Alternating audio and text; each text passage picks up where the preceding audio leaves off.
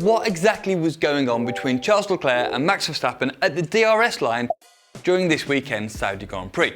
Is it dangerous? Should it be changed? Well, that's what I'm going to take a look at from a driver's perspective today. So let's take a look at what's going on with the DRS zones at Saudi. There are 3 zones, here, here, and here. That's where you can use the DRS. But the point at which the system decides if you can use it, if you're within 1 second of the car in front, are here, here, and here. So let's take a look at the last DRS zone in particular, because that's where all the action happened. The detection point is within the braking zone of the final corner. So if you're behind and within 1 second, you get DRS, which was pretty powerful at this race. And you might ask yourself why they're positioned like this, but more on that later. But first, let's remind ourselves of what actually happened in the race. Verstappen got DRS on lap 42, triggering at the second detection zone. Down that next straight, he shot past Leclerc, maybe due to a good run and a quicker car in a straight line, but I actually think that Leclerc probably eased off the throttle just a little bit to let him through. Again, I think Leclerc had been thinking this through before the race and trying to understand the scenario. So then Leclerc was behind at DRS detection point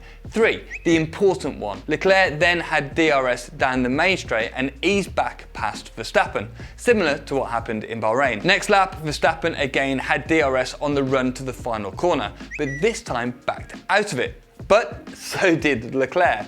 In the end, they both did some kind of brake test together. However, it was Leclerc who decided to make a break for it and try to gap Verstappen down the following straight, which he did, and even with DRS, Verstappen couldn't get past. At this point, I thought Leclerc had outsmarted Verstappen again. It was almost like he was playing games with him. Then, onto lap 45, Verstappen just wasn't close enough and couldn't make a pass. On the next lap, Max got DRS on the run to the final corner, but actually closed the DRS off early and lifted too to stay behind Leclerc. He actually managed to stay really close to Leclerc in the final turn, and Leclerc also had a bit of a slide, which affected his exit. These things combined actually made the overtake for Verstappen pretty easy in the end. So the next question, is it dangerous having drivers slow down like this on the track? And when 2 drivers have a decent gap to the drivers behind them, i.e. they can slow down if they really want to, as was the case in this Grand Prix, where exactly does it end? Well, in my opinion, yes, it is a bit dangerous to have any car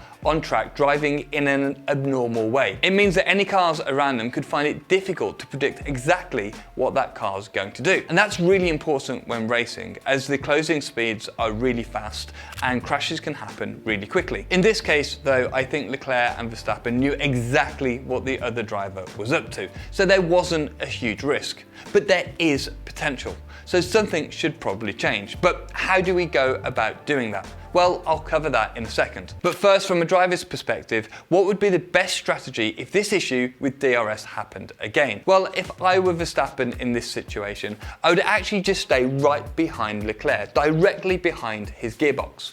That way, he'd be less likely to brake in an abnormal way because I'd be right behind him. And I'd remain behind him during the final corner and then have DRS for the main straight, which would make the overtake pretty easy. By the way, if you haven't joined our free newsletter yet, please join by clicking the link in the description. It's completely free and there's loads of extra F1 insights. So what would we do if we were Leclerc in this situation? Well, he was actually in the more difficult position here. The Ferrari was slower on the straights, and so if Max had DRS on the start-finish straight, he was most likely going to get past. And I think Leclerc actually did a great job in this situation. He tried playing with Max, tried a few things over a few laps, and it did work for a number of laps. I actually also got the impression that on the 3rd run to that DRS line, where Max actually got past for good, Leclerc realised he'd already messed around a little bit too much and didn't want to push things too far. From a dangerous driving perspective, Leclerc is a very intelligent driver, aggressive and pushing the rules to their absolute limit, but then also knowing when to let things go and calm down just a little bit. So are these games going to continue for the rest of the season? And should something be changed? Well, depending on the circuit, the corner and the straight combinations, and where the DRS detection lines are positioned, we will very likely see this in the future. However, the drivers are currently learning this new strategy, and as they all figure out exactly what to do in each scenario, there'll be less and less opportunity to take advantage of another driver. I think the DRS detection detection should actually be moved. If the detection points were moved to the exit of the preceding corner of the straight, so in Saudi Arabia that would be here, the drivers wouldn't be trying to jockey for position before this line, and the problem is solved. If you enjoyed this video, check out these others that I think you'll love. And if you want more insight into F1, just join our free newsletter. Link in the description below. Thanks again, and I'll see you next time.